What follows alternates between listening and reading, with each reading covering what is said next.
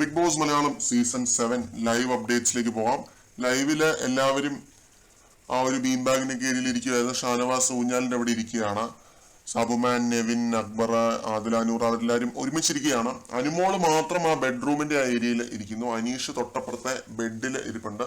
അനുമോള് ബെഡിലാണ് ഇരിക്കുന്നത് കേട്ടോ.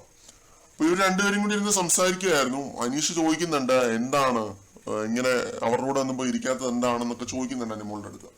അപ്പൊ അനുമോള് പറയുന്നത് എന്താണെന്ന് വെച്ച് കഴിഞ്ഞാല്, ഞാനിവിടെ വന്നത് ഇവിടെ ഈ ഒരു വീട്ടിൽ താമസിക്കാനായിട്ടാണ്.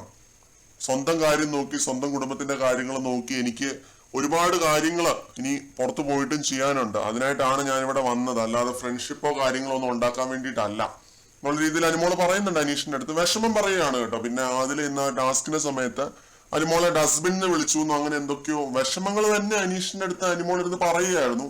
അനീഷ് പറയുന്നത് എന്താണെന്ന് വെച്ചാൽ എത്രയും പെട്ടെന്ന് ജെല്ലാവാനായിട്ട് ശ്രമിക്കുക, ഇത് 2 ആഴ്ചയും കൂടിയേ ഉള്ളൂ, എല്ലാവരുടെ അടുത്ത് പോയി ഇരിക്കുക എന്നുള്ള രീതിയിൽ അനീഷ് പറയുന്നുണ്ട്. അത് വളരെ നല്ലൊരു ഉപദേശമാണ്. കാരണം ഇങ്ങനെ ഈ രീതിയിൽ പിണങ്ങിയിരിക്കേണ്ട ഒരു പ്രശ്നം അവിടെ ഉണ്ടായിട്ടില്ല.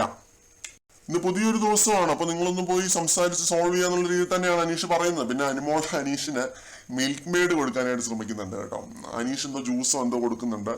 മിൽക്ക് മെയ്ഡ് എന്താണെന്ന് അനീഷിന് അറിയില്ല. അപ്പൊ അനുമോള് പറഞ്ഞു കൊടുക്കുന്നുണ്ട്, പേട ഉരുക്കിയതുപോലെയൊക്കെ ഇരിക്കും, പായസത്തിനകത്തിടുന്ന സാധനമാണെന്നൊക്കെ പറയുന്നുണ്ട്. പിന്നെ എന്താണ് അനുമോള് പറയുന്ന ഒരു കാര്യം എന്ന് പറഞ്ഞാൽ, ഗുരുവായൂർ വരുമ്പോൾ ഞാൻ ചേട്ടനെ കാണും എന്ന് പ്രത്യേകം എടുത്ത് പറയുന്നുണ്ട്. മീറ്റപ്പ് വെക്കുമ്പോഴൊക്കെ നമ്മൾ കാണും, ഞാൻ അവരോട് ആവശ്യമുള്ളപ്പോൾ മാത്രമേ ഇനി സംസാരിക്കുകയുള്ളൂ. ഇനി കൂടിപ്പോയ ഒരാഴ്ചയും കൂടെ കഴിഞ്ഞാൽ ചിലപ്പോ എന്താ പറയുക, ഇതെല്ലാം മറന്ന് ഈ ദേഷ്യവും കാര്യങ്ങളൊക്കെ ഒന്ന് വിട്ട് പോകുന്ന സമയത്ത് അവരുമായിട്ട് വീണ്ടും കമ്പനി അയക്കാന്നുള്ള രീതിയിൽ അനുമോള് പറയുന്നുണ്ട്. എന്തായാലും പട്ടാ ഗേൾസ് തമ്മിൽ നല്ല രീതിയിലുള്ള ഫൈറ്റ് തന്നെയാണ് ഇന്നലെ നടന്നത്. അതിന്റെ ഒരു തുടർച്ചയാണ് നമ്മൾ എപ്പോഴും കണ്ടുകൊണ്ടിരിക്കുന്നത്. പിണക്കമാണ് 3 പേരും. കൂടുതൽ അപ്ഡേറ്റ്സുമായിട്ട് വീണ്ടും കാണാം.